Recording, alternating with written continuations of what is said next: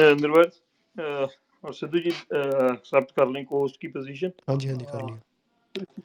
हाँ जी, इसी के साथ चालू करते हैं आज का कि आर्य समाज जो कि किसान कबीलाइयों के खिलाफ बनाया हुआ ब्राह्मण बनिया समाज के द्वारा एक षड्यंत्र था, वो है आर्य समाज।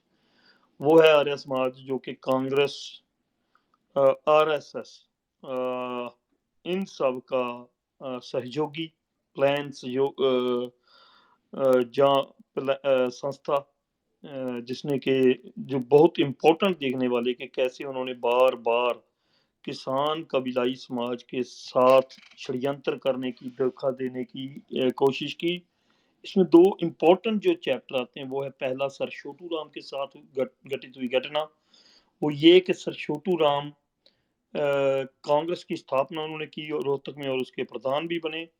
सर छोटू राम जब अधिवेशन अटेंड करने गए 1919 में कलकत्ता में, तो सर छोटू राम को जब गांधी ने वहां पर ये कहा कि सभी अधिवेशन वालों को कि अब हमने किसान कबीलाइयों को ये कहना है कि तुम लोग टैक्स, अंग्रेज सरकार का टैक्स रोक दो, तो सर छोटू राम जो कि काफी समझदार लीडर थे, इंसान थे, उनको पता था कि ये पंजाब जो है, पंजाब में कानून है कि अगर तुम टैक्स रोक देते हो तो तुम्हारी प्रॉपर्टी को अंग्रेज जब्त कर लेंगे और उसके बाद में उसकी कुर्की होगी, नीलामी होगी।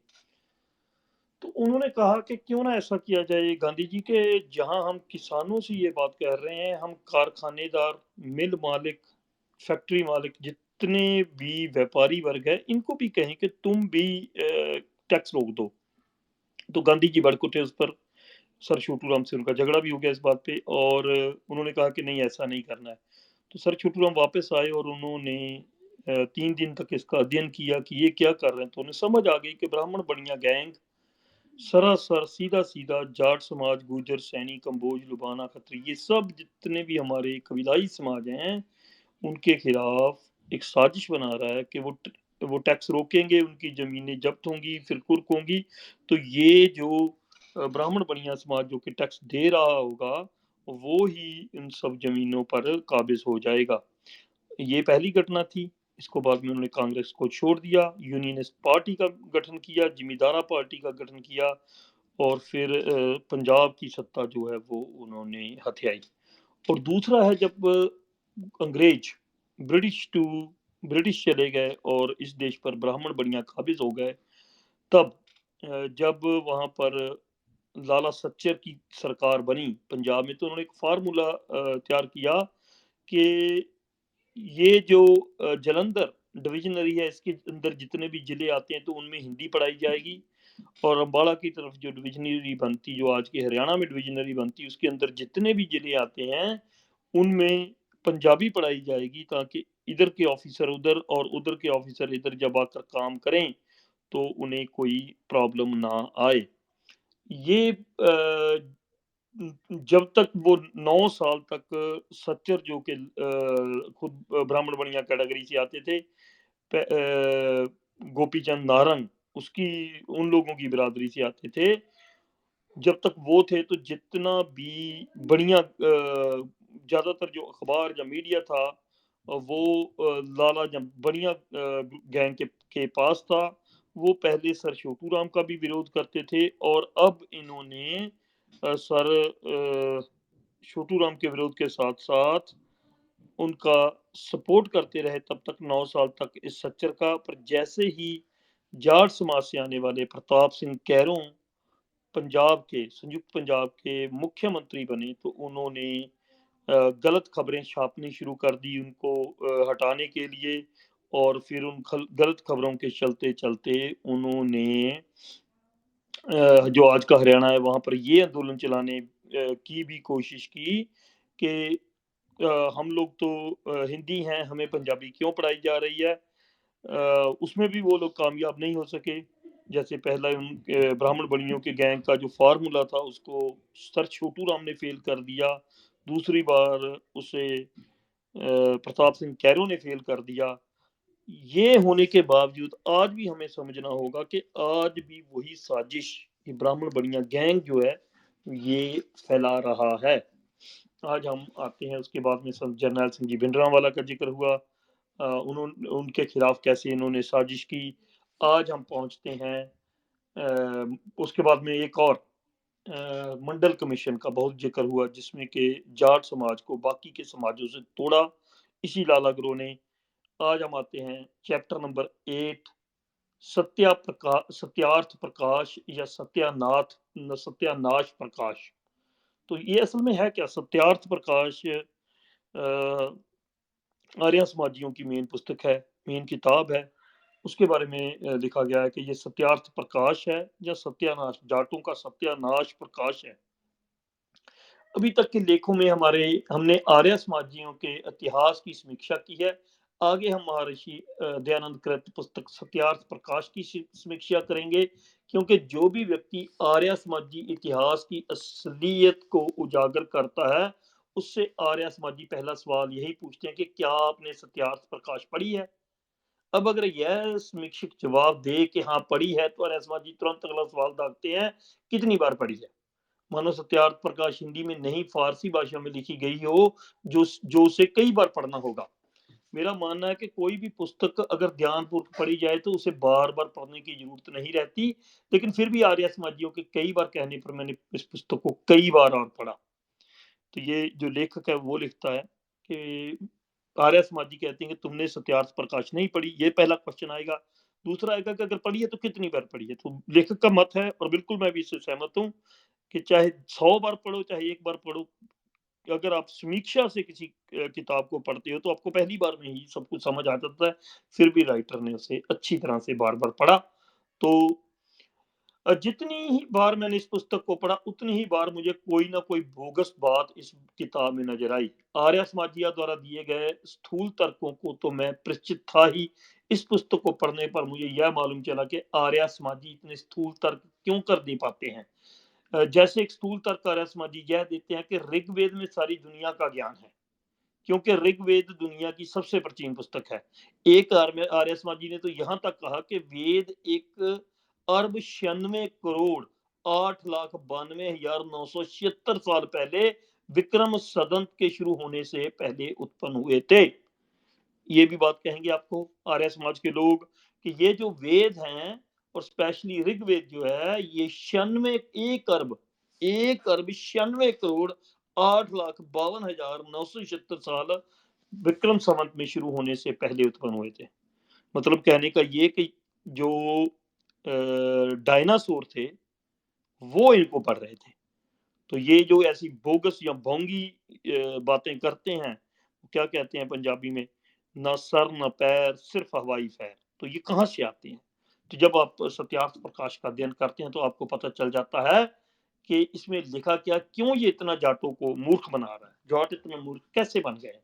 सवाल यह है कि क्या किसी पुस्तक को इतने अतिरंजित ढंग से प्राचीन सिद्ध करने से यह बात भी सिद्ध होती कि उस पुस्तक में ज्ञान का भंडार होगा।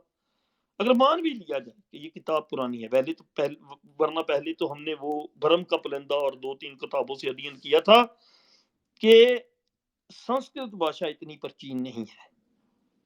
अगर ये ऋग्वेद इतना पुराना लिखा गया होता, जो स्मृतियां शास्त्र जो भी कहते हैं, पॉसिबल ही नहीं है, क्योंकि पेपर की खोज जो है वो चाइनीज ने की, और जो पत्थर पर उकरा गया या और चीजों पर लिखा गया, पत्र बोझ पर लिखा गया, वो इतनी देर सरवाइव नहीं करता। जो पत्थर पर लिखा गया है उसकी हमने सबसे जो पुरानी लेखनी मिलती वो राउंड अबाउट 4500 से 5500 साल पहले की हड़प्पा मोहनजोदड़ो की जो सभ्यता है उसमें पाई गई पत्थरों पर लिखाई है, उससे पुराना कुछ भी नहीं है। तो ये 1 करोड़ नहीं, 1 अरब, झूठ की भी वैसे हद होनी चाहिए कि 1 अरब 96 करोड़ 8 लाख 52 हजार 976 साल पहले विक्रम संवत के शुरू होने से पहले लिखी गई। ये जो बोगस बात है, मुझे तो ऐसा शक पड़ता है कि डायनासोर के भी कोई डायनासोर से पहली कोई पीढ़ी पड़ रही होगी, जो मछलियां जल में रहती थी। अगर book theory of evolution scientific research इस पर करें तो मछलियां इसको पढ़ रही होंगी। ये इतना पहले पहुंच जाते हैं ये आर्य समाजी। पर आज हम जान चुके हैं साइंस की मदद से भी जान चुके हैं कि ये जितनी भी बातें हैं ये बोगस हैं, इनका कोई भी आधार नहीं है। पर अगर मान भी लिया जाए कि वो किताब प्राचीन है, तो फिर भी ये कैसे कहा जा सकता है कि उसमें ज्ञान है? फिर भी तर्क नहीं साबित होता। There are lot of books जो पुरानी हैं, जो एपिक ऑफ गिलगमिश है, वो सबसे पुरानी ऐसी कथा कहानियों की किताब है, और उसमें मछली के मुंह में चले जाना और ये वो ऐसी कहानियां लिखी हुई हैं जो आज का दुनिया जानती है कि ये सब बोगस है, इनका कोई आधार नहीं है। तो जितनी पुरानी किताब होगी, उससे कुछ भी साबित नहीं होता कि उसमें ज्ञान है या सही ज्ञान है या नहीं। सवाल यह है एक और, क्या प्राचीनता के साथ सकारात्मक अवश्य ही जुड़ी हुई होती है? शायद नहीं। तभी तो पुराना जुकाम, पुराना नज़ला, पुराना दमा, खाँसी आदि दुखदाई होती है। लेकिन वाचाल प्रवृत्ति के दने मीठे पर मक्खियों की भाँति टूट पड़ने वाले और दिमाग में 24 घंटे वीर्य को रखने वाले आर्यसमाजियों को कौन समझाए? आइए ऐसे ही स्थूल तर्कों से भरी हुई पुस्तक सत्यार्थ प्रकाश की खोज खबर लेते और निर्णय तक पहुँचे। तो अब जितने भी हमारे ये लेखक इकट्ठे होते हैं, ये किताब जो सत्यार्थ प्रकाश है, उसको पढ़ते हुए आगे उसकी एनालिसिस करते हुए आगे बढ़ेंगे, क्योंकि बार-बार ये क्वेश्चन उठता रहा है, तो फिर उसका अध्ययन अच्छी तरह से करने के बाद हम इसको चेक करेंगे अब आप लोगों के साथ। अगर कोई सत्यार्थ प्रकाश का जानने वाला या कोई आर्य समाजी है, जो हमसे बात करनी चाहता है, हम उस पे बात भी करेंगे। सत्यार्थ प्रकाश का पहला संस्करण 1875 ईस्वी में छपा था। इस प्रथम संस्करण को आदिम सत्यार्थ प्रकाश भी कहा जाता है।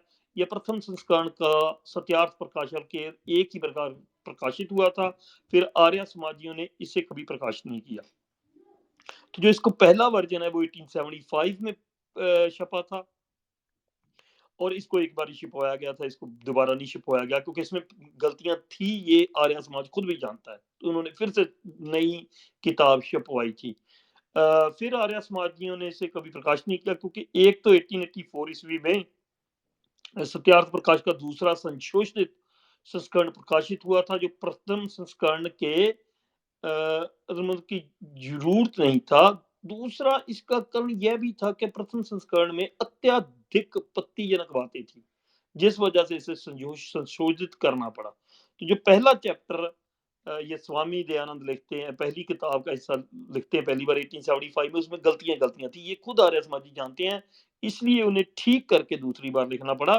पर गलत चीज को आप कितना ठीक कर लो, जो सारी गलत हो उसको कितना ठीक कर लेते, तो इसलिए दूसरा जो वर्जन है उसको भी हम चेक करेंगे। आज बाजार में जो सत्यार्थ प्रकाश उपलब्ध है, वह इस 1884 ईस्वी में छपे सत्यार्थ प्रकाश के ही संस्करण है। तो जो दूसरी बार 1884 में छपा, ये वो वाला सत्यार्थ प्रकाश है जो आजकल बाजार में अवेलेबल है।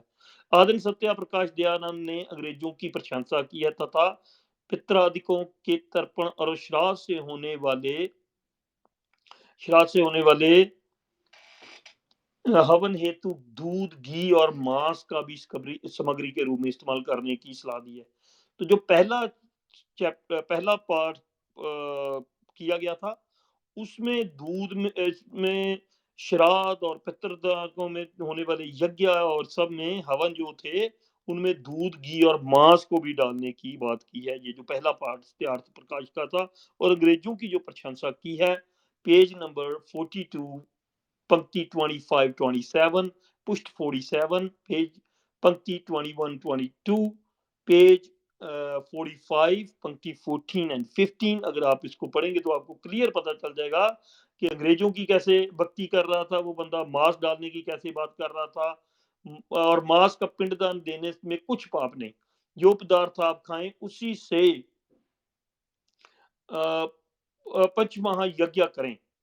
पेज 149, और इसमें लाइनें 2, 5 to 9, 2 और देन 5 एंड 9। ये एनयू में प्रोफेसर रहे वीर भारत तलवार जी ने अपनी पुस्तक हिंदू नाव जागरण की विचारधारा सत्यार्थ प्रकाश समालोचना का एक प्रयास के पेज 67 पर लिखा है, सत्यार्थ प्रकाश के पहले संस्करण में मांसाहार का स्पष्ट विरोध नहीं मिलता, सिर्फ ऐसे पशुओं के मांस खाने का विरोध है जो गंदी चीजें खाते हों अथवा मनुष्य के लिए उपयोगी हों। जो इस श्रेणी में नहीं आते, उनका मांस आग में पकाकर खाया जा सकता है। तो ये जो पहला पार्ट इसने किया था दयानंद सरस्वती में, उसमें मांस के बारे में कुछ नहीं लिखा, मांस को खाने की, मांस की आहुति देने की और ये बातें लिखी गई थी। और जो अंग्रेजों की भी उसमें प्रशंसा की गई थी। इसका सारा जो उन्होंने किया है, किसने? वीर भारत तलवार ने, हिंदू नवजागरण की विचारधारा, सत्यार्थ प्रकाश समालोचना का एक प्रयास उसमें उन्होंने मेंशन किया है। जो इस श्रेणी में नहीं आते उनको मांस आग में पकाकर खाया जा सकता है। इसी आधार पर पंजाब के जो हिंदू खत्रिय आर्य समाजी अपने मांस खाने की आदत और प्रथा को उचित ठहराते थे।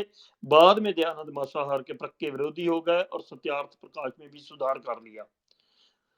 कुछ एक विद्वानों का मत है कि आदिम सत्यार्थ प्रकाश में ये सब बातें दयानंद की नहीं है, वरना लिपिकारों की या छपवाने वालों की है, क्योंकि दयानंद ने ये आदिम सत्यार्थ प्रकाश खुद ना लिखकर मुरादाबाद निवासी चौबे ब्राह्मण राजा जय कृष्ण दास साहब बहादुर CSI काशी में डिप्टी कलेक्टर और अंग्रेजों के पिट्ठू के निवेदन पर लिखवाया था।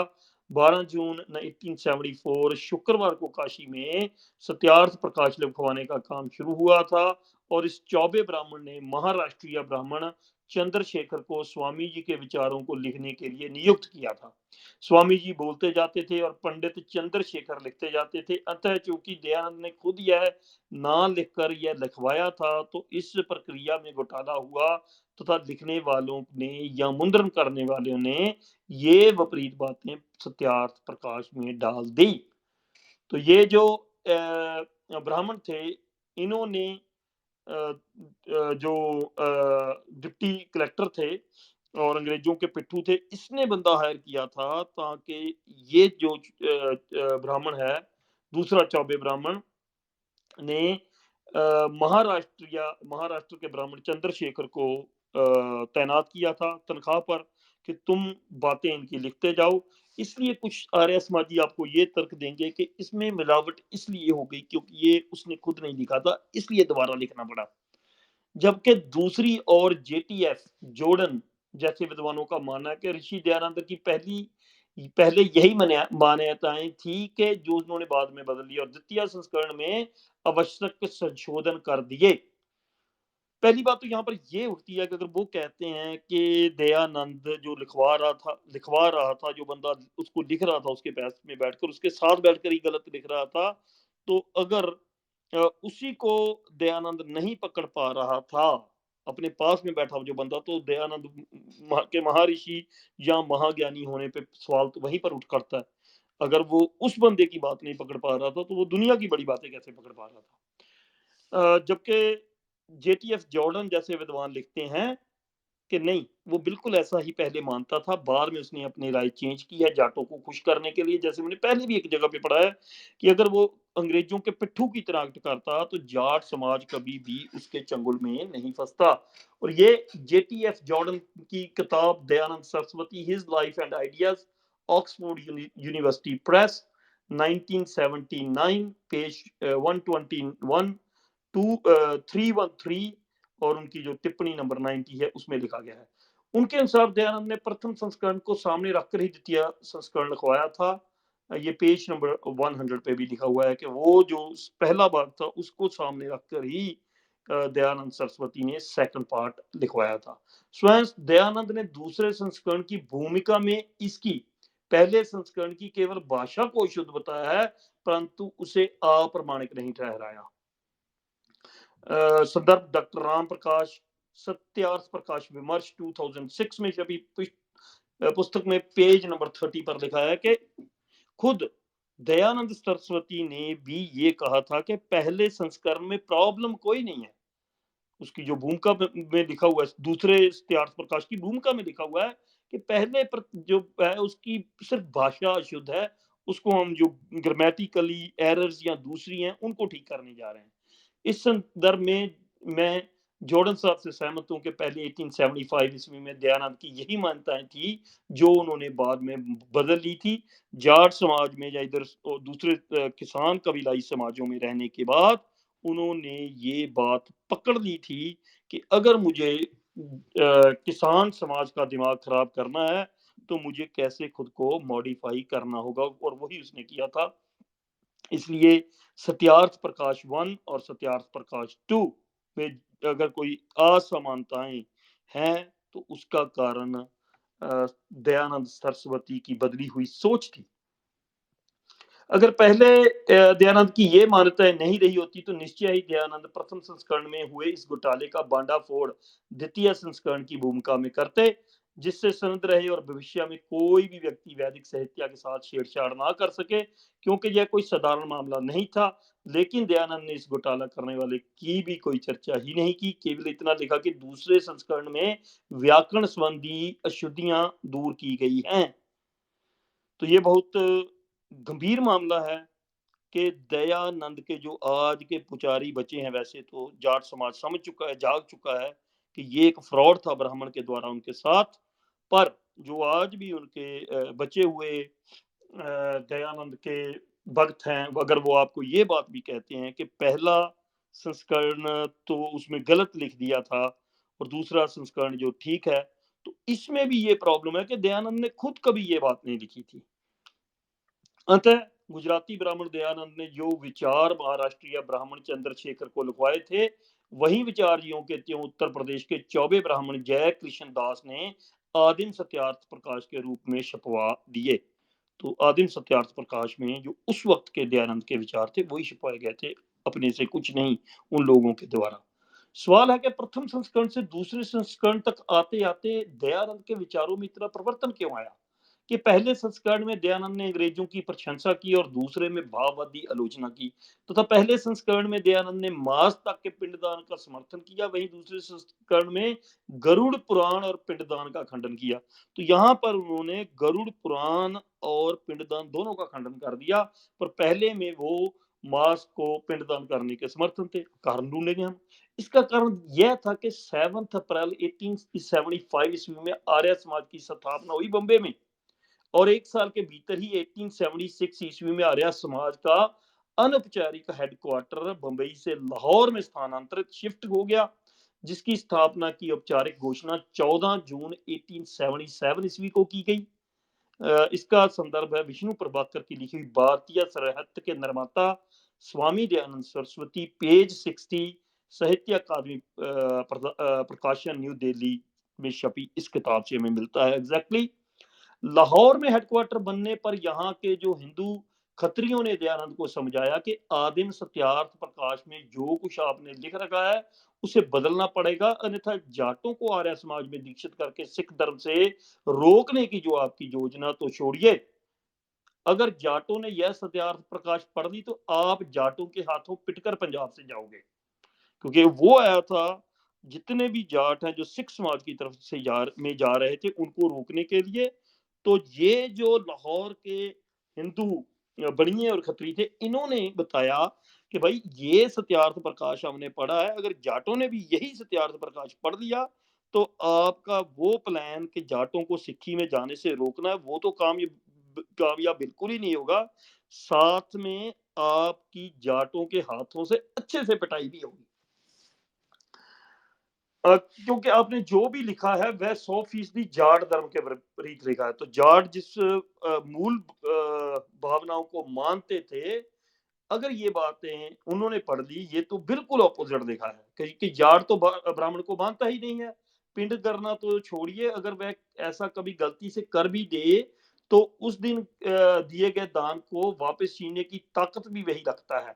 इस पर दयानंद ने कहा कि आपने जमीनी कार्य फील्ड वर्क से हुए तजर्बे से मैं भी इस बात को समझ चुका हूं, परंतु अब करें क्या? इस तरह तो हमारी योजना खटाई में पड़ जाएगी। इस पर पंजाब के हिंदू खत्रियों ने कहा कि स्वामी जी इतना भी मत घबराइए, क्योंकि अब पंजाब का जाट मोल्ड है, अनपढ़ है, और अगर थोड़ा बहुत पढ़ा लिखा भी है तो वह भी ज्यादा पढ़ने लिखने में विश्वास नहीं रखता। अतः आप ऐसा करें कि सत्यार्थ प्रकाश का जब भी दूसरा संस्करण छपवाएं तो उसमें जाट को ही केंद्र बनाकर पिंडदान का विरोध करवा देना, जिससे जाट खुश हो जावें और खुश होकर आपके भक्त बन जावें। जाट जितना ही आपके भक्त बनेंगे उतना ही सिख धर्म से दूर हो जाएंगे। इसका दूसरा फायदा यह भी होगा कि अगर कभी जरूरत पड़ी तो हम यह कहने को भी जाएंगे कि आदिम सत्यार्थ प्रकाश में पिंडदान करने संबंधी विचार महर्षि जी के नहीं है, बल्कि ये बदमाशों ने जोड़ दिए हैं। क्योंकि महर्षि जी के असली विचार तो वे हैं जो उनके द्वितीय संस्करण में दिए गए हैं। तो इन ब्राह्मण बनियों ने दयानंद को यह भी समझाया कि अगर आप जाट को केंद्र में रखकर श्राद्ध तर्पण पिंड दान का विरोध करवाते हैं, तो यकीन जानिए कि फिर जाट कभी भी इस बात पर यकीन नहीं करेगा कि महर्षि जी ने आदिम सत्यार्थ प्रकाश में पिंडदान करने संबंधी विचार कहे होंगे। उतना ही नहीं, वहां फिर यही जाट उस व्यक्ति का भी विरोध करेंगे जो इस तथ्य को उद्घाटित करता होगा। ये बहुत साजिश के साथ, षड्यंत्र के साथ फिर दूसरा पार्ट जो है, दूसरा भाग इस सत्यार्थ प्रकाश का लिखवाया गया था। इस बात को समझकर दयानंद ने सत्यार्थ प्रकाश का द्वितीय सेकंड संशोधित संस्करण के एकादश समूलस में जाट को केंद्र बनाकर गरुड़ पुराण और पिंडदान का विरोध किया। यहाँ दयानंद ने यह भी लिखा कि जब ऐसे ही जाट जी के से पुरुष हों तो पोप लीला संसार में ना चले। तो जाटों से क्रिश्चियनिटी का भी खात्मा करवाने के लिए पोप की लीला, उसको भी रोकने के लिए पेज नंबर 236 में लिखा इन्होंने। और जाट को जाट जी, जाट देवता जैसे शब्दों से भी संबोधित किया। दयानंद ने जाट को पंडित जी, लाला जी के तर्ज पर ही जाट जी कहा, जिससे जाट सच्चाई को कभी भी वाकिफ ना हो पाए। जैसे लोग पंडित जी, लाला जी कहते थे, वैसे ही उसने जाट को भी जाट जी लिखना शुरू कर दिया ताकि वो इस बहकावे में आ जाएं। इसी तरह दयानंद ने सत्यार्थ प्रकाश के प्रथम संस्करण में जिस उत्साह से अंग्रेजों की प्रशंसा की थी, वहीं अब दूसरे संस्करण तो था उनका उत्साह ठंडा पड़ गया था, जिसकी चर्चा पूर्व में इस लेख श्रृंखला को दूसरे दूसरे भाग में कर चुके, बिल्कुल की जा चुकी है। अगर आप चैप्टर नंबर 2 को सुनेंगे तो आपको पता चल जाएगा। आर्य समाज के हेडक्वार्टर के बंबई से लाहौर आते ही दयानंद के विचारों में ही परिवर्तन नहीं हुआ, वरना आर्य समाज के नियमों में भी परिवर्तन हुआ। मुंबई आर्य समाज के 28 नियम 10 नियमों में सीमित हो गए। पेज नंबर 60 विष्णु प्रभाकर की किताब से आपको पता चल जाएगा कि पहले आर्य समाज के 28 नियम थे, जिनको कि कम करके अब 10 नियम कर दिए गए ताकि जाटों को थोड़े नियम रख के पकड़ने में आसानी हो सके। आदिम सत्यार्थ प्रकाश की चर्चा के बाद आइए अब संशोधित सत्यार्थ प्रकाश, जिसमें सभी आर्य समाजी पढ़ते हैं, की भी विस्तृत समीक्षा करें। आर्य समाजी तर्क देते हैं कि महर्षि जी जनगणना वर्ण व्यवस्था को जन्म से जो हुई है उस वर्ण व्यवस्था को नहीं मानते थे, परंतु वर्ण का निर्धारित कर्म के आधार पर मानते थे, काम के आधार पर वो वर्ण व्यवस्था को मानते थे। दयानंद ने सत्यार्थ प्रकाश में लिखवाया था कि सुनो भाई, माँ बाप ब्राह्मणी ब्राह्मण और किसी साधु के शिष्य होने पर ब्राह्मण या साधु नहीं हो सकते, परंतु किंतु ब्राह्मण और साधु अपने उत्तम गुण कर्म स्वभाव से होते हैं जो कि परोपकारी हों। ये कहां पर लिखा गया? पेज नंबर 190 पे सत्यार्थ प्रकाश में यही घोषणा दयानंद ने सत्यार्थ प्रकाश के पेज 57, 58 और 260 पर भी की है। अगर हम डॉक्टर अम्बेडकर की इस बहस में है कि दयानंद ब्राह्मण शब्द का मोह नहीं छोड़ पाए, देखिए डॉक्टर अम्बेडकर की रिडल्स ऑफ स्पीचेस खंडन 1, annihilation of caste, page number 59 ना भी दी जाए और दयानंद की उपरोक्त टिप्पणी को सही भी मान लें, तब यह अपेक्षा तो उनसे रहेगी कि अपनी कही गई बातों पर वह खरा उतरेंगे और केवल उसे ही ब्राह्मण कहेंगे जो जन्म से नहीं, वर्ण गुण कर्म स्वभाव से उत्तम होगा। तो वैसे तो अंबेडकर जी ने अपनी जो किताब है एनिहिलेशन ऑफ कास्ट, उसके पेज नंबर 59 पर भी इसकी जानकारी दी है।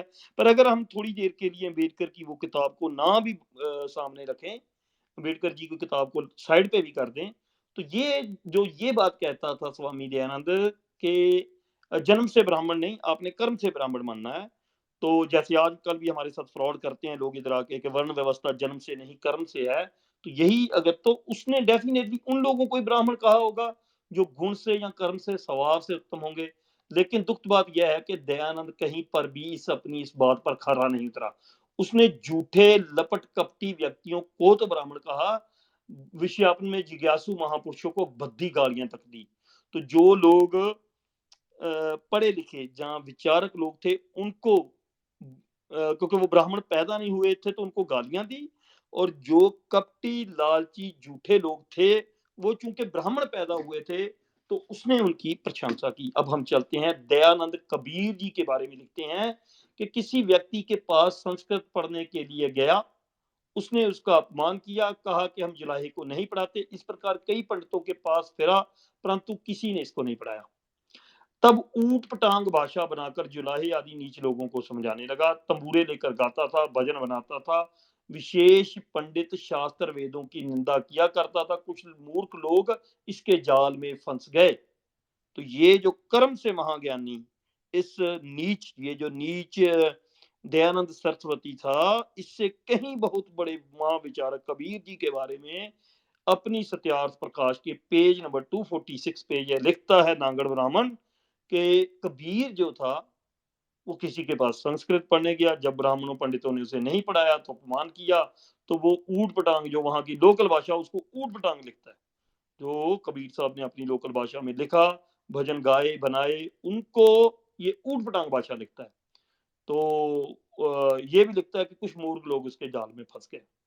आर्य समाजियों से सवाल है कि उत्तम गुण कर्म स्वभाव से ही ब्राह्मण साधु मानने वाले दयानंद ने उन लोगों को, पंडित जो कपटी और चोर थे जिन्होंने संस्कृत नहीं पढ़ाई, कबीर साहब को उनकी जाति देखकर उनको तो उसने पंडित लिखा, पर कबीर जी जो खुद महाज्ञानी थे, विचारक थे, उनको उन्होंने जुलाया और नीच लिखा और ऊट पटांग भाषा लिखने वाला कहा लिखा। तो बिल्कुल जो वो बात लिख रहा था वहां पर, उसके बिल्कुल खिलाफ अपनी किताब में बातें कर रहा था। क्या ऐसे लोग पंडित कहलाने के लायक हैं जिन्होंने कबीर को गाली देते हुए कहा था हम जुलाहे को नहीं पढ़ाए थे? क्या जुलाहे नीच थे? क्या शब्दों के जादूगर कबीर की भाषा ऊट पटांग भाषा थी, जो कि शब्दों का जिन्हें जादूगर कहा जाता है?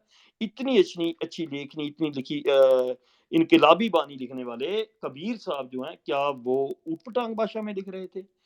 लेकिन नहीं, दयानंद को तो जुग्यासी जुलाहे नीच नजर आते हैं, और जुगासुओं को गालियां देने वाले वो जो बेईमान लोग हैं वो पंडित नजर आते हैं। दयानंद रामदास के बारे में लिखता है, एक रामदास जाति का डेढ़ बड़ा चालाक था। समझिए, चमार जाति को, जो हमारी चमार बिरादरी है, उसको डेढ़ देखा, डेढ़ बड़ा चालाक था। सवाल यह है कि केवल कर्म के आधार पर वाणी को मानने वाला और व्यवहार बानू लिखने वाला दयानंद रामदास को जातिवादी गाली, जो कि डेढ़ है, वो क्यों दे रहा है?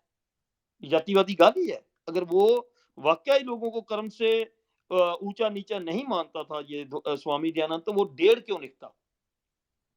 दयानंद रामदास को जातिवादी गाली इसलिए देता है क्योंकि रोमदास के संप्रदाय में ब्राह्मण भी चेले बनने लगे थे, जिससे दयानंद परेशान था। अपनी पीड़ा को व्यक्त करते हुए दयानंद लिखता है, ब्राह्मणों को अंतजय पर्यंत उससे चेले बनते हैं, ये वर्ण आश्रम को नहीं मानते। मैं जो ब्राह्मण राम स्नेही ना हो उसको नीच, और चंडाल राम स्नेही हो तो उसे उत्तम मानते हैं। तो जो रामदास जी को मानने वाले लोग थे, और इन्हीं रामदास के बारे में कई जगह पर लिखा हुआ है, उनके उनको मानने वाले जो ब्राह्मण हैं, जो ब्राह्मणों ने ये ऊंच नीच का पाठ छोड़कर रामदास जी को सुनना, उनको फॉलो करना शुरू कर दिया था, इसलिए इसने उन्हें भी गालियां दी। इसी तरह दयानंद को रामचरण जी हैं, उनके दोहे की उन पंक्तियों पर भी ऐतराज है जिसमें वो ऊंच नीच का खंडन करने हुए कहते हैं, ऊंच नीच कुल भेद विचार है, सोते जन्म अपने हार है। इन पंक्तियों की आलोचना में दयानंद लगता है, इन सब में चेला करके ऊंच नीच का कोई भेद नहीं। तो क्या ऊंच नीच का भेद बरतना चाहिए? ऊपर के सभी संदर्भों के लिए देखें पेज नंबर 249 और 250, सत्यार्थ प्रकाश का पेज नंबर 249 और 250 देखें, तो आपको ये सारी बात अच्छी तरह से समझ आ जाएगी कि अंदर से वो पूरी तरह से जातिवादी था, सिर्फ और सिर्फ जाट समाज को पकड़ने के लिए ऊपर से वो ड्रामा करता था कि जो ये जात पात है ये नहीं होती, वर्ण व्यवस्था जो होती है वो जन्म से नहीं, वो कर्म से होती है। दयानंद गुसाइयों के बारे में, जो गुसाई लोग थे, उनके बारे में क्या लिखता है, यह मत तैलंग देश से चला है, तेलंगाना की तरफ से चला होगा तो डेफिनेटली तेलंग देश से चला है, क्योंकि तेलंगी लक्ष्मण भट्ट ब्राह्मण विवाह करके किसी कारण से माता पिता और स्त्री को छोड़ काशी में जाके उसने संन्यास लिया था और झूठ बोला था कि मेरा विवाह नहीं हुआ है। Page number 250 Satyarth Prakash. ये लक्ष्मण जो था जिसने के ये किया था उसके बारे में भी उसने गलत लिखा। जिस किसी ने भी अच्छा काम करने की, चाहे वो ब्राह्मण ही था, उस पर भी इसने क्रिटिक लिखा है। यहाँ दयानंद झूठे पलायनवादी और लोगों को लक्ष्मण भट्ट जैसा जो ब्राह्मण था उसके बारे में उसको भी ब्राह्मण लिखता है, जिस बंदे ने अपनी औरत छोड़ दी। तो बेसिकली जितने भी चोर उचक्के पैदा हुए थे ब्राह्मणों के घर, उनको वो ब्राह्मण ही लिख रहा है। और अपनी औरत को छोड़ने वाले, बुरा काम करने वाले, उनको ब्राह्मण लिख रहा है। पर जो अच्छे कबीर जैसे या रामदास जी जैसे अच्छे लोग थे, उनको वो उनकी नीच जाति से किसी को डेढ़ लिख रहा है, किसी को जुलाहा लिख रहा है। तो आपको समझ जाना चाहिए कि दयानंद कर्म से जाति को नहीं मानता था। वो लिखता था पर मानता नहीं था, बल्कि वो वर्ण व्यवस्था के हिसाब से ही जाति को मानता था।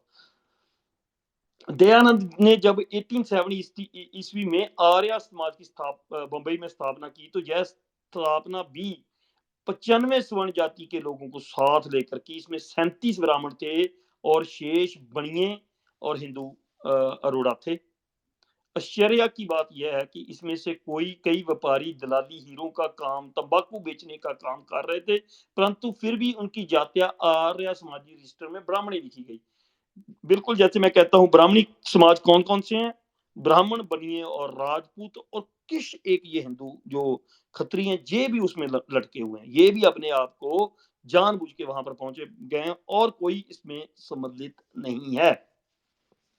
जैसे ब्राह्मण, क्षत्रिय और वैश्य, ये तीनों जो जातियां हैं, ये ही हैं ब्राह्मणिक समाज। बाकी सबके सब समाज अलग हैं, कबीलाई समाज हैं, उनका इससे कुछ लेना देना नहीं है। क्या इससे यह सिद्ध नहीं होता कि दयानंद की घोषणा केवल घोषणा ही थी, जबकि व्यवहार में दयानंद जाति को मानता था और ब्राह्मण जाति से विशेष प्रेम रखता था? आर्य समाजी कहते हैं कि दयानंद ने तो ब्राह्मणों का नुकसान किया है। सवाल है कि प्रथम आर्य समाज में 96 लोगों को में से 37 ब्राह्मण थे। क्या कोई भी पढ़ा लिखा ब्राह्मण किसी ऐसे संगठन के गठन में शामिल हो सकता है जो ब्राह्मण का ही नुकसान करे? अब समझने वाली बात है ना। बिल्कुल क्लियर कट है कि उसमें 96 में से 37 तो प्योर ब्राह्मण थे और बाकी के जो थे वो भी ब्राह्मणिक जातियों से। जैसे हमने ध्यान से देखा कि उसमें सिर्फ 3 लोग थे जो कि प्योर ब्राह्मणिक जातियों में से नहीं आते थे, बाकी सब के सब ब्राह्मणिक जातियों से आते थे। तो वो क्यों अपना ही नुकसान करने के लिए गठन बनाएंगे? ये भी बोगस तथ्य है। अगर आप थोड़ा-सा भी पढ़े लिखे हैं, थोड़े से भी समझदार हैं, तो आप इस बात को अच्छी तरह से समझ सकते हैं। आर्य समाजियों का यह भी तर्क देते हैं कि दयानंद को ब्राह्मणों ने की ही कई बार जहर देकर मारने की कोशिश की थी। प्रथम तो मुझे इस बात पे संदेह है कि फिर भी अगर उनकी 1 सेकंड के लिए इस बात पे भरोसा भी करें, तो उससे यह बात कतई साबित नहीं होती कि दयानंद को ब्राह्मणों ने इसलिए जहर दिया कि दयानंद ब्राह्मणों का दुश्मन था। सवाल है कि जीसस को यहूदियों ने सूली पर चला दिया था, तो क्या जीसस यहूदियों के दुश्मन थे? पैगंबर मोहम्मद को जो हैं, उनको काबा वासियों ने भागने पर मजबूर किया था, तो क्या जो मोहम्मद थे वो काबा वासियों के विरोधी थे? सर छोटू राम अपना पहला पंजाब लेजिस्लेटिव काउंसिल 1920 का चुनाव जाटों की वोटों से पूरी तरह हारे थे, तो क्या इसका मतलब वो जाटों के विरोधी थे? इसी तरह जो बाबा साहब अम्बेडकर थे, वो उसको भी दलित समाज ने चुनावों में हराया था, तो क्या वो दलित समाज के विरोधी थे? ठीक है ना? तो ये बातें सारी हमें बताती हैं कि उसका मास्टर प्लान जो था वो तब तक ब्राह्मण नहीं समझे थे, पर ब्राह्मणों को के ही हक में ये बनाया गया था आर्य समाज। सच्ची बात तो यह है कि जीसस यहूदियों के पैगंबर जो हैं मोहम्मद हैं अरबों के, सर छोटू राम जाटों के और अम्बेडकर साहब दलितों के सबसे बड़े तैशी हुए हैं। इसी तरह दयानंद भी ब्राह्मणों का सबसे बड़ा तैशी था। बेशक कुछ समय के लिए ब्राह्मणों ने भी ही उसका विरोध किया हो। दयानंद की कर्म के आधार पर वर्ण के निर्धारण की घोषणा मात्र बरगलाने वाली घोषणा थी, जबकि हकीकत में दयानंद घोर जातिवादी ब्राह्मण था। इसका प्रमाण यह भी है कि श्रीमद दयानंद प्रकाश दयानंद की जीवनी लेखक स्वामी सत्यानंद ने के दूसरे सर्ग राजस्थान कांड पेज 396 पर लिखा है कि एक दिन एक मनुष्य महाराज के पास आया। उन्होंने आपसे पूछा, आप कौन है, क्या काम करते हैं, क्या कुछ संस्कृत भी जानते हैं? इसके उत्तर दिया, भगवान भगवान मैं ब्राह्मण हूँ, अब काम धंधा तो कुछ नहीं करता, केवल पेंशन पर निर्वाह है। संस्कृत तो नहीं आती पर कुछ कर्मकांड के श्लोक कष्टग्राह किए हुए हैं। स्वामी जी ने उसको कहा, आप देश का कार्य करने लग जाइए। उसने विनय की के रात दिन बाल बच्चों की चिंता और सोच में लीन रहता हूँ, ऐसी अवस्था में उपदेश का काम कैसे किया जा सकता है? स्वामी ने कहा, आपको पेंशन मिलती है, उसमें पुत्र पौत्र का परिपालन बती बांति हो सकता है, आप ब्राह्मण वंशीय हैं। आपके पुरातन पुरुष पूर्व काल में जगत गुरु समझे जाते थे। वे जगदुपकार में ही जीवन से लगे रहते थे। आपके लिए भी उनके चरण चिन्हों पर ही चलना उचित है। अपने पूर्वजों की बनती परोपकार का व्रत धारण कीजिए और कट बांध कर भीलों के की बस्तियों में जाइए। वे दिनों दिन ईसाई होते चले जा रहे हैं। उनको उनकी इच्छा अनुकूल ईश्वर भक्ति का उपदेश देकर किसी प्रकार ईसाइयों के पंजे से बचाइए। पर इस ब्राह्मण को ऐसे भाग्य ना थे जो श्री वचनों को स्वीकार करता। तो जब एक ब्राह्मण वहां पर आया तो उससे जब इसने पूछा कि तुम क्या करते हो, तो उस ब्राह्मण ने बताया कि मैं तो काम जॉब करता था पहले, अब पेंशन ले रहा हूँ, उसी से काम गुजारा चल रहा है। तो इसने उसे कहा कि तुम तो ब्राह्मण हो, तुम्हें तो ये काम करना ही नहीं चाहिए। तुम्हारे जो बुजुर्ग थे वो तो उपदेश देते थे। तो उसने कहा, तो मुझे तो बहुत कम संस्कृत आती है, थोड़े बहुत श्लोक जानता हूँ और कुछ नहीं। तो इसने उससे भी कहा कि तुम ब्राह्मण हो, ब्राह्मण ही बने रहो और भीलों के जातियों में जाकर ईसाई बन रहे भीलों को रोको। उत्तम गुण गुण कर्म स्वभाव से ही ब्राह्मण की परख करने वाले दयानंद एक अनपढ़ कर्मकांडी व्यक्ति को ब्राह्मण कहते हैं। यहाँ पर दो चार श्लोक कंठ करने वाले इस पेंशनधारी को उपदेश कार्य करने की सलाह भी देते हैं तथा उसे एक महान ब्राह्मण पूर्वजों की याद भी दिलाते हैं। जबकि दूसरी ओर थोड़ी बहुत, हालांकि इस कर्मकांडी ब्राह्मण से ज्यादा ही संस्कृत भी जानने वाले गुरु नानक देव जी के बारे में जो शीलता का पाठ हम जनता को पढ़ाते थे, दयानंद बड़ी द्वेषपूर्ण भाषा में लिखता है। ये बहुत समझने वाली बात है, ये बहुत क्रिटिकल पॉइंट आ गया है। जिन खत्रियों को ये लगता है कि वो खत्रियों का हितैषी था, तो उन्हें भी ये बात बहुत ध्यान से सुननी चाहिए। बहुत इंपॉर्टेंट बात है कि श्री गुरु नानक देव जी को बहुत ही द्वेषपूर्ण भाषा में लिखता है। चाहते थे मैं संस्कृत में भी पकड़ अड़ा हूं, परंतु बिना पढ़े संस्कृत कैसे आ सकती है? हाँ, उन ग्रामीणों के सामने के जिन्होंने संस्कृत को कभी सुना ही नहीं था, संस्कृत बनाकर संस्कृत कव भी पंडित बन गए होंगे। यह बात अपने मन प्रतिष्ठा और प्रख्याति की इच्छा के बिना कभी ना करते। उनको उनकी प्रतिष्ठा की इच्छा अवश्य थी, नहीं तो जैसी भाषा जानते थे कहते रहते और यह भी कह देते कि मैं संस्कृत नहीं पढ़ा। जब कुछ अपमान था तो मान प्रतिष्ठा के लिए ही कुछ दम्भ भी किया होगा, मतलब के श्री गुरु नानक साहब ने फ्रॉड भी किए होंगे। ये लिखता है सत्यार्थ प्रकाश के पेज नंबर 247 पे। तो यो खत्री इस बात पे हैं कि वो उनका कुछ भला करने आया था, उनको भी ये याद कर लेना चाहिए कि सिर्फ और सिर्फ जाटों से, खत्रियों से और दूसरे समाज के लोगों को फ्रॉड लगाने की मंशा से आया हुआ बंदा अगर किसी ब्राह्मण को मिलता था जिसको संस्कृत बहुत कम आती थी, तो उसको भी बढ़ा चढ़ा के लिखता था। और जहां बहुत बड़े विचारक श्री गुरु नानक देव जी जैसे जगत गुरु जो थे, उनको कम करने के लिए उनकी भी आलोचना करता था। और जिन्होंने जगह जगह पर जाके अलग अलग बोलियां, ना केवल संस्कृत बल्कि अलग अलग बोलियों में से महान विचार इकट्ठे किए। और आज के जो सिख समाज के लोग हैं उनको कबीर जी, रविदास महाराज और बहुत से और साधु संतों की जो गानी या भट्टों के साथ विचार विमर्श, जो अलग अलग बोलियां, तो श्री गुरु नानक देव जी जैसे महा ज्ञानी आदमी को भी वो नीचा दिखाने की कोशिश करता था। जैसे पहले कबीर जी के बारे में लिखा, रामदास जी के बारे में लिखा, श्री गुरु नानक देव जी के बारे में भी उसने ऐसा ही लिखा।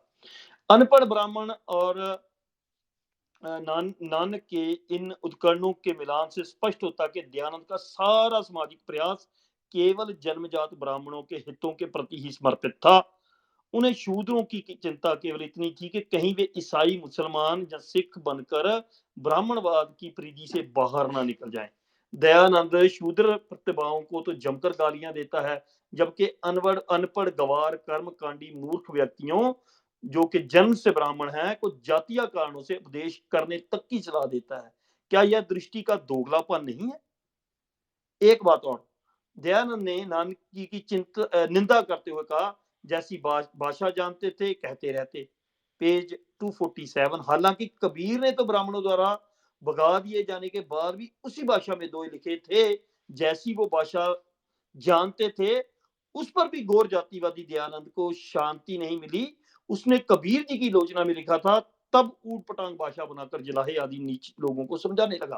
पेज नंबर 246 में एक तरफ वो जो कबीर जी जो भाषा समझते थे उस भाषा में उन्होंने अगर लिखा तो इसी दयानंद ने कहा कि ऊट पटांग भाषा में। दूसरी तरफ महाज्ञानी श्री गुरु नानक देव जी जो बहुत सी भाषाएं जहां जहां पर भी गए उन्होंने वहां पर लोगों से संवाद किया होगा, बातचीत की होगी, तो डेफिनेटली बहुत इंटेलिजेंट रहे होंगे। अगर उन्हें सिखों की नजर से ना भी देखा जाए, कोई आम जनमानस भी देखे, तो इतनी जल्दी दूसरी भाषा को अडेप्ट कर लेना, उसमें से ज्ञान की बातें ढूंढ लेनी, ये आम बंदे का कार्य नहीं है। अगर कोई सिखों की तरह, सिखों के लिए तो गुरु साहिब से बढ़कर कोई भी नहीं है इस धरती पर अगर आप सिख नहीं किसी और नजरिए से भी आते हैं, आज के नजरिए में भी आते हैं, तो इतने बड़े समाज में घूमना और इतनी अलग अलग भाषाओं को तेजी से अडेप्ट करना सीखना और फिर वहां के चुनिंदा महापुरुषों को ढूंढ निकालना और फिर उनकी बड़े बड़े ग्रंथों में से जो बानी बिल्कुल अनुकूल बैठती है समाज के, उसको ढूंढ निकालना, इससे बड़ा ज्ञान आप नहीं कह सकते। इतने बड़े इतनी भाषाओं को जानने वाले और इतने बड़े महाज्ञानी श्री गुरु नानक देव जी ने जब दूसरी भाषाओं को भी इकट्ठा करके लिखा, तो उसने उस पे ये तर्क दिया कि उन्हें अपनी भाषा में बात करनी चाहिए थी। तो दोनों कंट्राडिक्टरी, एक तरफ कबीर साहब के बारे में ये लिखना कि जो कि उन्होंने अपनी भाषा में लिखा तो उनकी भाषा को ऊट पटांग कहा, जब गुरु नानक देव जी ने सब भाषाओं को इकट्ठे करके लिखा तो उन्हें उनके बारे में ये कटीक कर दिया कि उन्हें सिर्फ और सिर्फ अपनी भाषा में लिखना चाहिए था।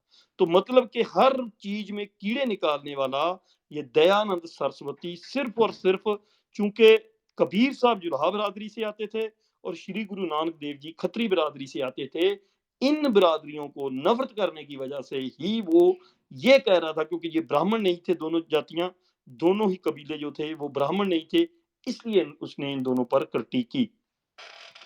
और उसके आगे में यहाँ पर ठाडा मारे रोवण ना दे सोवण लागे सोवण ना दे, अर्थात ताकतवर जब भी मारता है और रोने भी नहीं देता, सोने लगते हैं तो सोने भी नहीं देता। यह हरियाणवी भाषा की एक कहावत है जो लेखक ने लिखी है कि डाडा मारे रोवण ना दे, सोवण लागे तो सोवण ना दे। दयानंद इतना जातिवादी था कि शूद्रों के हाथ का खाना खाना खाना भी पसंद नहीं करता था। जब उससे पूछा कहो जी, मनुष्य मात्र के हाथ की बनी हुई रसोई उस अन्न को खाने में क्या दोष है? क्योंकि ब्राह्मण से लेके चंडाल पर्यंत के शरीर हाड़ मांस चमड़े के हैं, और जैसा रुधिर ब्राह्मण के शरीर में से वैसा ही चंडाल आदि के पुण्य मनुष्य मात्र के हाथ की पकी हुई रसोई खाने में क्या दोष है?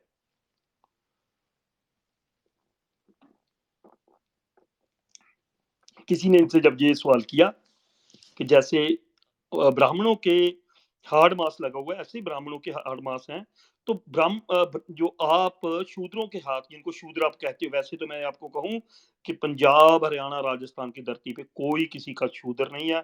हम कबीलाई खुद में ताकतवर हैं, हमें किसी का शूद्र, ये अगर नांगड़ साध के चंगुल में जाट समाज नहीं फंसता तो आज ये सारा खित्ता कभी भी इस जाति पाति ऊंच नीच वाली वर्ण व्यवस्था का शिकार नहीं हुआ होता। पर फिर भी इससे जब ये सवाल पूछा गया तो इसने क्या कहा और ये सवाल बिल्कुल मानवतावादी है कि आप क्यों कर रहे हैं? दोष है क्योंकि जिन उत्तम पदार्थों के खाने-पीने से ब्राह्मण और ब्राह्मण के शरीर में दुर्गंध आदि दोष रहित रजवीर्य उत्पन्न होता है, वैसा चंडाल और चंडाली के शरीर में नहीं। क्योंकि चंडाल का शरीर दुर्गंध के परमाणुओं से भरा होता है, वैसे ब्राह्मण आदि वर्णों का नहीं। इसलिए ब्राह्मण आदि उत्तम वर्णों के हाथ का खाना और चंडाल आदि नीच भंगी चमार आदि का ना खाना। ये कहां पर लिखा है इसने? पेज नंबर 184 उसी सत्यार्थ प्रकाश पे। और इसी के साथ मैं एंजेला जी और सिद्धू जी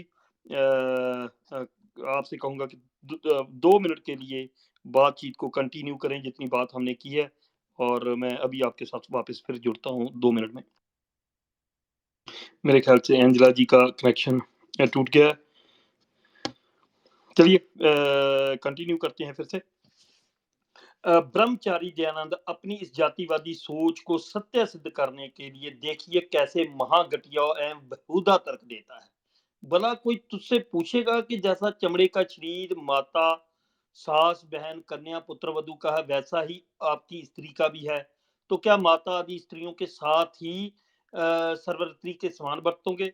तब तुमको संकुचित होकर चुप ही रहना पड़ेगा। जैसा उत्तम अन्न हाथ और मुख से खाया जाता है, वैसा दुर्गंध भी खाया जा सकता है। तो क्या मराद भी खाओगे? क्या ऐसा भी कोई हो सकता है? ये बात आगे से एग्जाम्पल दी इस महाज्ञानी दयानंद ने। जब उससे ये बात पूछी गई, देखिए बिल्कुल दो अलग बातें हैं। जो पूछने वाला था सवाल, उसने ये सवाल किया था कि ये जो जिन लोगों को तुम शूद्र समझते हो, उनके हाथ के खाना खाने से क्या प्रॉब्लम है? खाना क्यों नहीं चाहिए? तुम अपने पेज में लिखते हो, पेज नंबर 184 पर सत्यार्थ प्रकाश में लिखते हो कि ब्राह्मण आदि के शरीर में ऐसे कीटाणु, मतलब उस हिसाब से देखा देखा जाए तो कीटाणु परमाणुओं का परमाणुओं से भरा होता है जो अच्छे होते हैं, जबकि चंडाल और चंडाली के शरीर में ये नहीं भरे होते। उनमें बदबूदार गंदगी वाले परमाणु भरे होते हैं, इसलिए नहीं खाना चाहिए। तो जब उसने बंदे ने इस पर और एग्जाम्पलीफाई करते हुए उसने बहन की और माँ की दे दी कि स्त्री भी तुम्हारी औरत है, माँ और बहन भी तुम्हारी औरत है, तो तब क्या तुम उस जैसे औरत के साथ सोते हो, बहन के साथ भी सो सकते हो?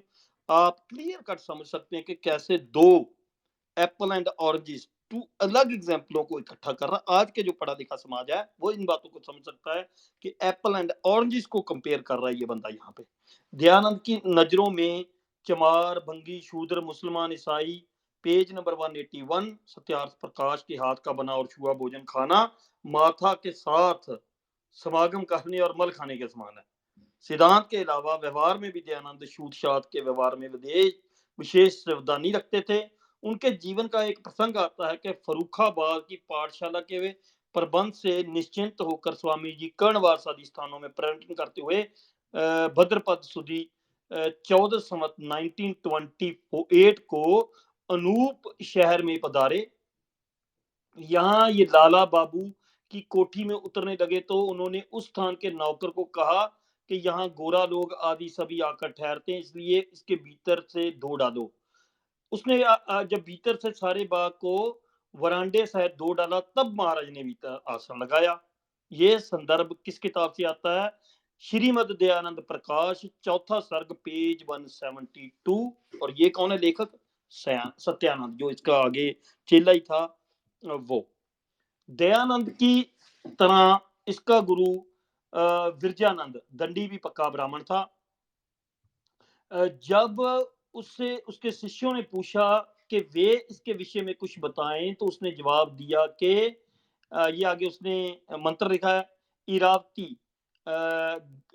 श्री नारायण नारायण दत्त तनूज इदानी दंडित प्रसिद्ध अर्थात अमृत सियालकोट अमृतसर के मध्य में इरावती के निकट ग्राव में ब्राह्मण नारायण दत्त का एक पुत्र दंडी नाम से जाना जाता है। तो ये उस जो उसका विरजानंद दंडी है उसके बारे में भी लिखा है, जिसके बारे में कल कोई बंदा बोल भी रहा था। तो ये भी ब्राह्मण था, तो ब्राह्मण तो यहाँ से नहीं है, तो इसका मतलब ये दंडी या इसका प्रभार भी बाहर से कहीं आया होगा डेफिनेटली। और ये कहाँ पर लिखा है? गुरु विरजानंद जीवन एवं दर्शन, पेज 2 विरजानंद द्वारा अपने शिष्यों को दिए गए इस परिचय की शब्दावली से साफ होता है कि वह जन्मतः जाति व्यवस्था में विश्वास रखता था, क्योंकि सारस्वत की पहचान तो जन्मना ब्राह्मण की पहचान है, ना कि गुण कर्म आधार की व्यवस्था वाले ब्राह्मण की। मैं इसको बिल्कुल आपके लिए साइफर भी करूंगा। इस पैराग्राफ को नोट कर लें, इसको बिल्कुल आपके लिए साइफर भी किया जाएगा कि राइटर ने इसमें क्या कहा है। जो उसने ऊपर श्लोक लिखा है उसको आपको किसी जो डॉक्टर राम प्रकाश का गुरु वीरजानंद जीवन एवं दर्शन पेज नंबर 2 पे लिखा है, उसके बारे में कहते हुए ये राइटर लिखता है कि विरजानंद द्वारा अपने शिष्यों को दिए गए इस परिचय की शब्दावली से साफ होता है कि वह भी जनमन्ना जाति व्यवस्था में विश्वास करता था, क्योंकि सारस्वत शारदा शाखा कोई की पहचान तो जन्मन्ना ब्राह्मण की पहचान है, ना कि गुण कर्म के आधार पर की व्यवस्था वाले ब्राह्मण की। और इसकी हम पूरी की पूरी साइफर जो है वो किसी संस्कृत के विद्वान से भी करवाएंगे। दयानंद का गुरु भी जातिवादी था और उसके शिष्य भी जातिवादी थे। इन्हीं जातिवादी शिष्यों में इसका एक विशेष शिष्य हरियाणा पश्चिमी उत्तर प्रदेश क्षेत्र का प्रख्यात आर्य समाजी भजनी पंडित बस्ती राम शर्मा, जो 1841 से 1958 तक जिंदा हुआ, जिसने सीधे दयानंद से हरिद्वार के कुंभ के मेले में दीक्षा ली थी। इसी बस्ती राम के सभी भजनों का संकलन पंडित बस्ती राम सर्वस नाम की 532 पेजों की मोटी किताब के रूप में अगस्त 2005 में आचार्य प्रिंटिंग प्रेस दयानंद मठ रोहतक से भी छापा था दोबारा। इस पुस्तक के आधार पर बस्ती राम के कुछ भजनों की बानगी देखिए। वे एक भजन में चेतावनी भरे शब्दों से बतलाते हैं कि अगर अपने घर का सत्यानाश करना है तो ये काग करें, मतलब ये काम करें। पर नयरी का प्रेमी नर हो, पुरुषांतर नारी हो, वस्त्रहीन तन शीन मलिन हो, खल कमीन ते यारी हो, ताला कुंजी वीर के हाथ में प्रतिनिधि चमारी हो, धुएं जुलाहे झीमर जोके खल कमीनों ते प्यार करो, दोहरी दोती ओड़ा कुर्ता जाखट तय संगार करो। ये पंडित बस्ती राम कहते हैं, जिसमें ये चमारों को प्रतिनिधि ना बनाने की कहते हैं, धूणे जुलाहे झीमर जोंकों आदि और खल कमीनों, उनको खल कमीनों ते प्यार करने वाले लोगों को कहते हैं कि तुम्हारा यह जो भी बंदा ये काम करता है उसका सत्यानाश हो जाता है। एक और भजन को सुने, इसी बंदे के एक और भजन को सुने। मलियागर की लाकड़ी सहत चाम की ओस, पड़ गई हाथ चमार के चंदन को कहा दोष। ये कहां पर लिखा है? पंडित बस्ती राम सर्वस्व पेज नंबर 530 पर चमार बरादरी या चमार कबीले को नीचा दिखाने के लिए उन्होंने क्या कहा? मलियागर की लाकड़ी सहत चाम की ओस, पड़ गई हाथ चमार के चंदन को कहा दोष। कि चंदन की लकड़ी जो है वो भी अगर चमार के हाथ में पड़ गई तो इसमें चंदन का दोष नहीं है, उस चमार के हाथ का दोष है। एक जगह वे कहते हैं, ये पेज नंबर 427 पर है, चूड़े तक बन रहे क्रिश्चियन हिंद में, कहत में हो कहत में हो जाते हैं लाखों बेदिन हिंद में। ठीक है, यहाँ पर ये जो शब्द उसने लिखा है चूड़े, ये आप जानते हैं कि भंगी समाज के लिए यूज किया डिग्रोटरी वर्ड है, जो ये हरामी लोग कर रहे थे। जबकि भंगी समाज जो था, क्योंकि वो इन लोगों के ऐसे ही ये जो शब्द उल्टे पुल्टे पढ़ते थे और यज्ञ करवाते थे, उनको भंग करता था, इसलिए उन्हें भंगी समाज कहा जाता है। ना कि ऐसे जो डिग्रोटरी वर्ड हैं ये लोग आर्य समाजी यूज कर रहे, तो आपको पता चल जाएगा कि कितने बड़े जातिवादी ये लोग थे। एक अन्य जगह वे बोलते हैं, उल्ट पुल्ट होने का कारण यही समझ में आया है, राजपुत्रों के पुत्रों पर बनिए का पुत्रपन छाया है, क्यों ये तो उनसे डर कर कहा है, दबा के अपने विचारों को सूर्यवंशी चंद्रवंशी कर रहे मात चमारों को। क्या बात है। एक जगह वे SC ST एक्ट की सभी धाराओं की दत्ता उड़ाकर कहते हैं, क्या कहते हैं? टेक हीरों की डेरी पगाई निर्भोगों को, खाएँ कैसे, खाए नहीं जाते जाने, आदत वही गँवारों की, भील सैल का कैसे कर जाने दिल्ली के बाज़ारों की, दीख गई कहीं मरी गदी, दिख गई नींद चमारों की। जी। मान सरोवर कहाँ मौसरे इन बक कागों को, इन बक कागों को, हीरों की मरी गदी पर पड़े टूटकर, गदी गदी पुकार के, गंदे समान के जा चिमटे रतन खान को विसार के, मरी गदी पर गिरद बहुत बैठी थी पंजे पसार के, आते देख इन कंगालों को, उठी एक बार चिंगार के, ठोंक चोंच की मार मार के, हरी हरी आंख निकार के, पंजे के शिकंजी मेहतर को ले गई हुंकार के, गिरदों और चमारों में पड़ा रहा मार का संभार के। यही पंडित अपनी उसी किताब जो बस्ती राम सरवस है उसके पेज नंबर 248 और 249 को पढ़ें। जितना जातिवादी बैड बुरी चीज वो लिख सकते थे आर्य समाजी, उन्होंने लिखी है। इन भजनों को, और ये भजन है आर्य समाजियों के गाने के लिए, इन भजनों को पढ़कर यह साफ हो जाता है कि महर्षि दयानंद के चेलों ने उनसे क्या सीखा था। उपरोक्त की गई सारी चर्चा से यह भी स्पष्ट हो जाता है कि महर्षि दयानंद जनमन्ना जातीय व्यवस्था का पक्का हिमायती था, मतलब जन्म से होने वाली जात का पक्का हिमायती था, तथा उसकी गुण कर्म स्वभाव के आधार पर वर्ण निर्धारण की घोषणा मात्र घोषणा ही थी।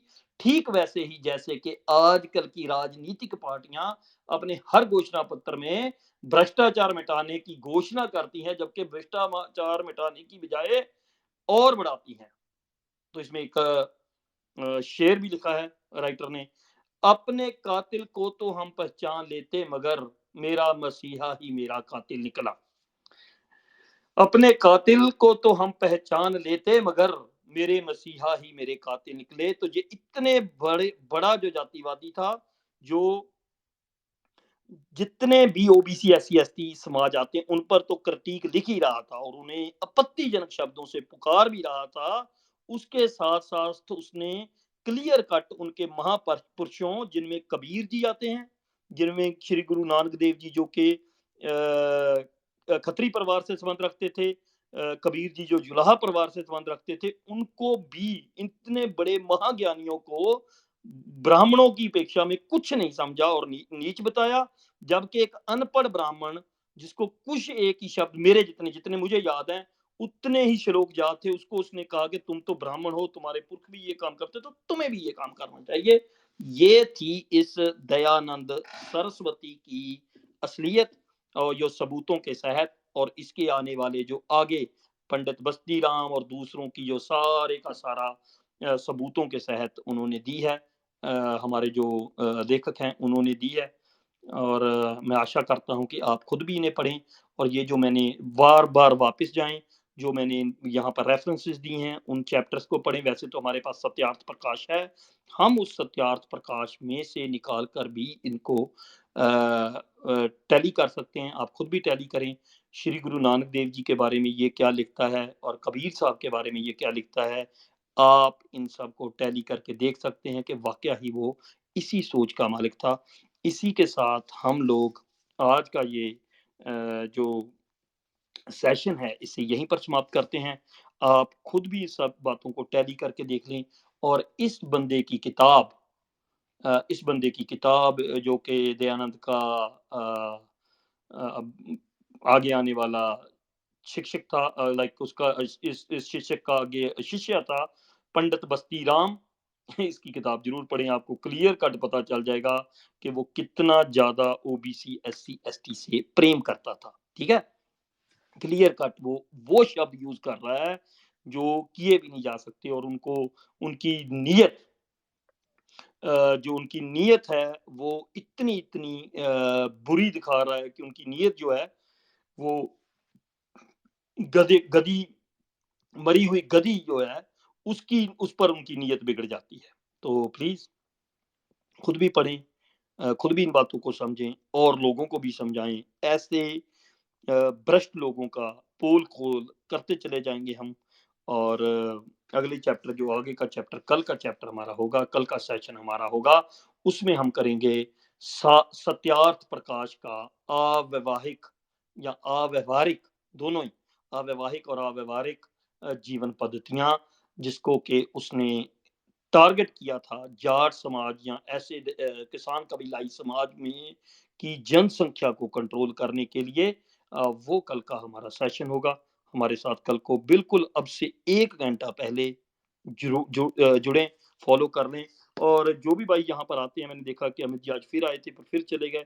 मैं फिर लोगों को बता दूँ, जैसे ही हम इस स्पेस को क्लोज़ करेंगे, क्योंकि ये रिकॉर्डेड स्पेस है और इसको हम रिकॉर्डेड सेशंस बना रहे हैं, तो इसमें हम सवाल-जवाब नहीं करते, पर हम अभी दूसरी जो हम खोलेंगे, आप उसको खुद रिकॉर्ड कर सकते हो। उसमें हम लोग सवाल-जवाब या विचार-विमर्श करते हैं, तो प्लीज़ हमारे साथ जुड़ें। आधे घंटे के लिए हम क्वेश्चन आंसर्स या विचार-विमर्श का सेशन खोलेंगे इस स्पेस को बंद करते ही। उसमें ज़रूर हमारे साथ जुड़ें। Thank you very much. और अभी इसको बंद करते हैं। वाहिगुरू जी का खालसा, वाहिगुरू जी की फ़तेह जी।